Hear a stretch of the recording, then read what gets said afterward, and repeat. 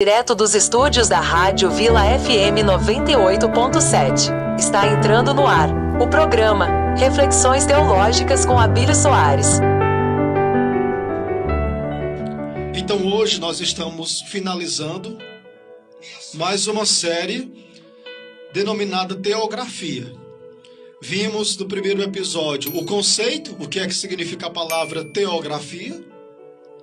No encontro passado, o segundo episódio, vimos essa dimensão do ressignificar a nossa história de vida à luz da fé. E hoje nós vamos compreender a importância de também nós compreender e fazer memória.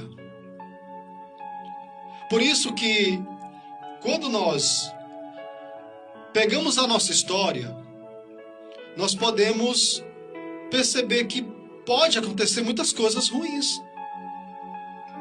Se eu perguntasse aqui o Exídio que está conosco, o nosso supervisor, se ele já passou por momentos difíceis, ruins, com certeza ele já passou. Nós somos seres humanos e passamos por isso. Mas quando nós paramos e percebemos que mesmo nas situações ruins, Deus ali estava. É isso que a humanidade tem dificuldade de perceber. Tem uma história, eu estou aqui me lembrando, que se deu na época da Segunda Guerra Mundial. Período de muito terror, de muita perseguição. E de repente, diante de uma cena brutal, de crianças que eram pegadas e levadas para a câmara de gás, é feita uma pergunta para uma determinada pessoa. Mas onde é que está Deus nessa situação? Por que é que Deus não age? E aí o homem olha para aquela pessoa que faz a pergunta e diz: Deus está naquelas crianças.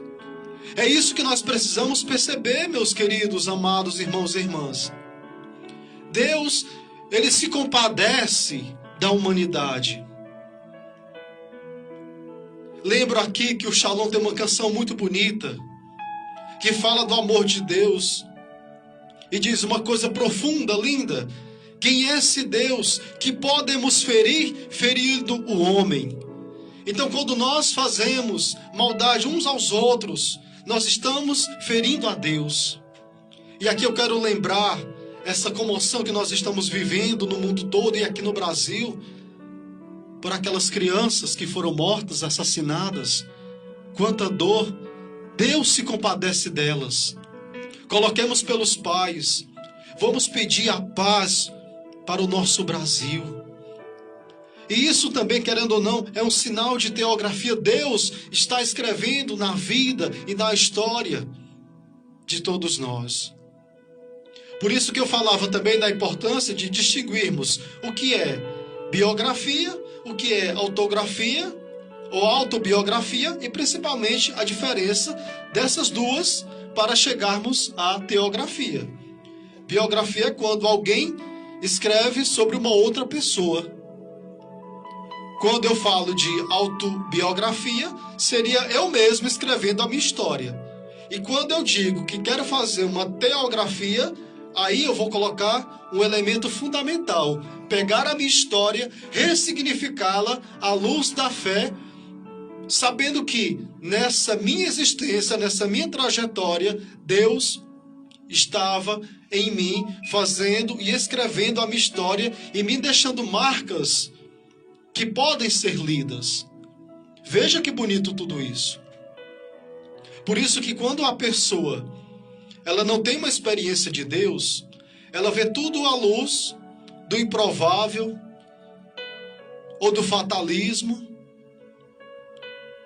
porque só vê essa realidade material. Mas quando essa pessoa percebe que Deus sempre estava ali agindo, aí ela ressignifica tudo isso. Por isso que tem pessoas que só conseguem perdoar quando fazem uma experiência de Deus. Quando nós não fazemos uma experiência de Deus, até mesmo perdoar é algo muito difícil. Por isso que é importante perceber a dimensão de podermos escrever a nossa teografia. E eu falava ontem a importância de você parar no teu dia a dia e começa a escrever. Outro ponto importante que eu queria mostrar para você, retomando o que eu falei anteriormente, escolha um momento que você esteja em paz, que não tenha muitas preocupações para você resolver, e você começa a escrever sobre a tua vida, sobre os acontecimentos. Não precisa que ninguém leia, é algo somente teu. Porém, falo e repito, se tem um diretor espiritual que te acompanha, mostra para ele. É importante também isso. A tua história, você vai observar quais foram os sinais que você percebeu a presença de Deus. Veja também as tuas reações. Você chora quando você lembra da tua história? Você ri? Como é que você se sente? E muitas vezes as pessoas têm essa dificuldade de contar a própria história. E é importante tudo isso. Por isso que, quando eu falo de história, não é essa história comum. É fazer memória. Porque aí já é algo mais profundo. Quando eu falo de história, eu falava anteriormente, nós e o nosso coração está de fora. Mas quando nós fazemos memória, todo o nosso ser, ele está conosco de forma muito profunda. E todo o nosso ser é contagiado quando nós fazemos memória. É por isso que quando nós lembramos de alguém que nós amamos e que não está mais aqui nesse plano físico, nós nos emocionamos, choramos, temos saudades, porque aquela pessoa marcou a nossa história. E ela não faz mais parte de uma história comum, mas da nossa memória. Sabe quando é que você vai esquecer uma pessoa amada que não está mais aí contigo? Só nunca. Não tem como. As pessoas que passaram pela tua vida, que fizeram bem, você nunca esquece. Por isso que eu digo para vocês que existem 3 modos de fazermos memória. Nós temos em primeiro lugar a memória de fé. É recordar o amor de Deus fiel para conosco. E mesmo diante de certas situações, Deus, ele é fiel. E ele dá sinais desse amor. É impressionante, minha gente, como eu tenho uma facilidade, e isso não estou falando por mérito meu, mas as pessoas chegam para mim e começam a abrir-se, a contar as histórias delas. E eu percebi que eu tinha que contar essa história hoje, para você ouvir e guardar no teu coração. Presta atenção. Isso que eu vou falar agora. Eu conheci um empresário, um homem de Deus. Não quero aqui falar o nome dele nem a cidade, por questões éticas, mas eu quero trazer a história desse homem. Um homem bem-sucedido. Só que de repente, de forma meio que inesperada, todo o empreendimento desse homem foi por água abaixo. E ele começou a ter muitas dívidas. E no desespero ele começou a pedir dinheiro emprestado aos irmãos dele e ficou literalmente, e virou literalmente uma bola de neve. E no auge do desespero, ele, casado, pai de 2 ou 3 filhos,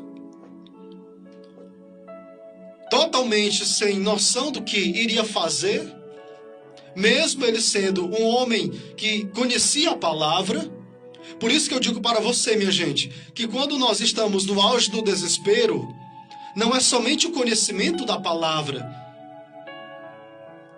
Tem outros elementos que nós precisamos compreender.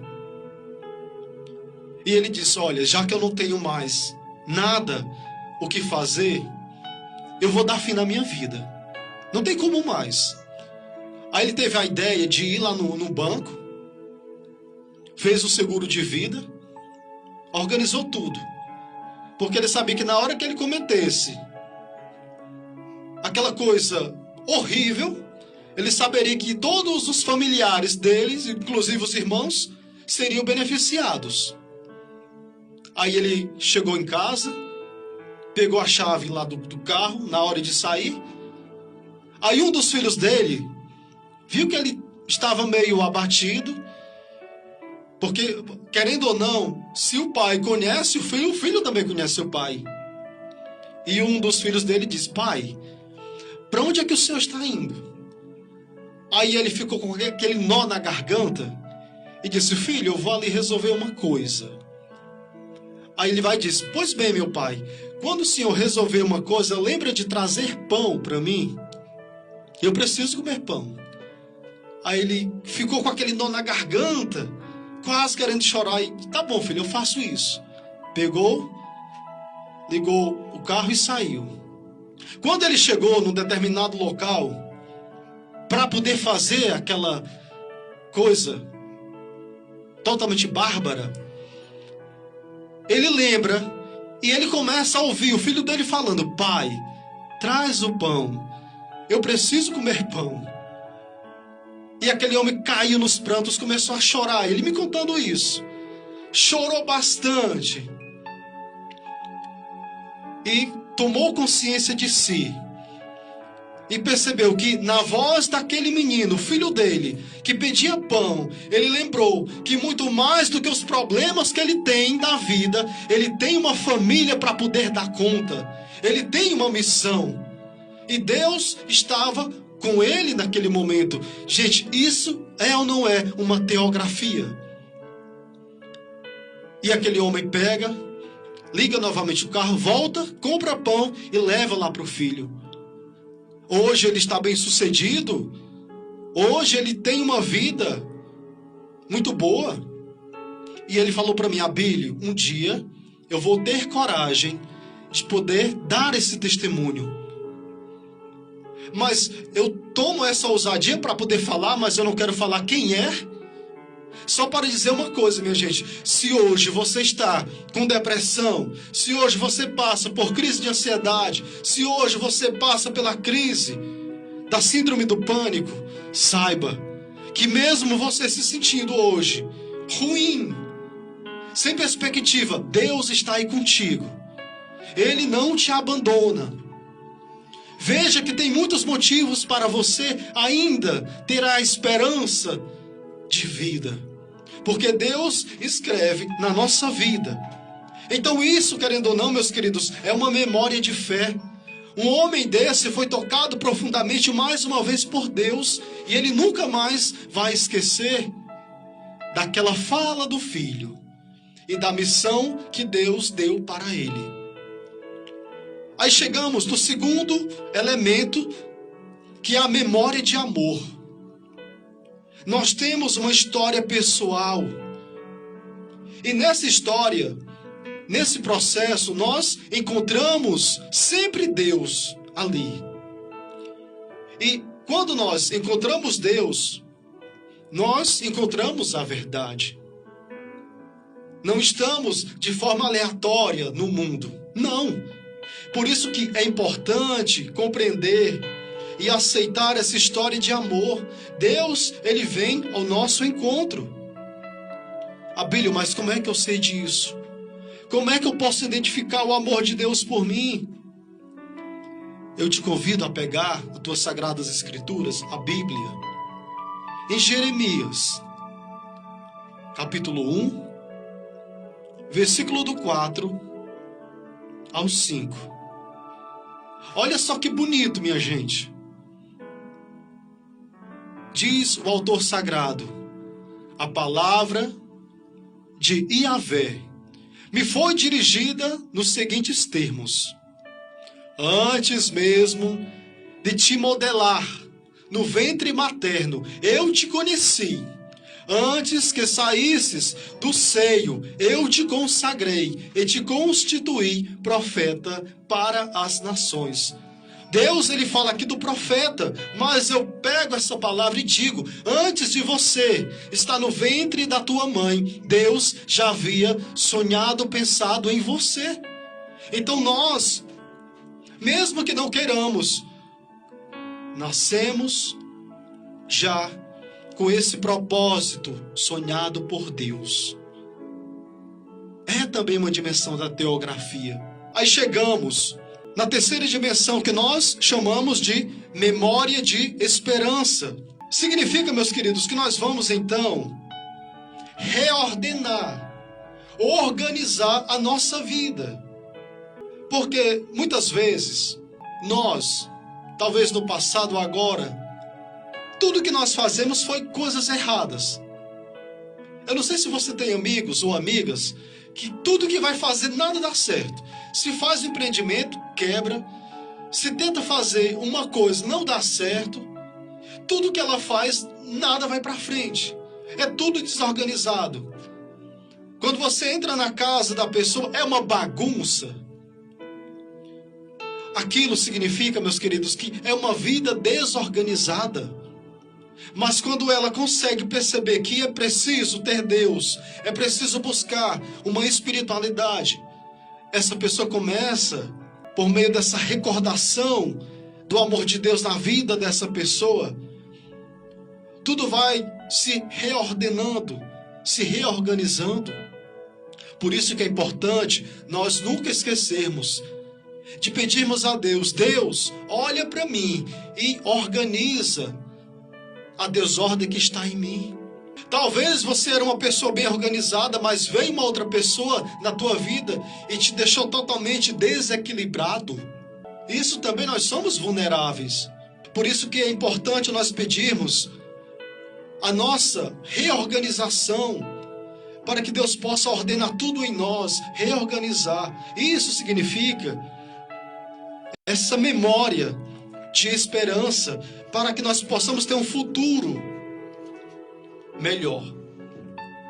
Aí Amadeu Titini é um grande sacerdote que fala também da espiritualidade, muito conhecido na vida religiosa. Ele diz o seguinte: escrever significa a fidelidade a uma verdade que nos foi revelada e que se revela a quem escreve no próprio ato de escrever, ou quando ele aceita praticar a ascese da reflexão embebida de fé sobre si mesmo. Vou explicar para que você entenda melhor isso.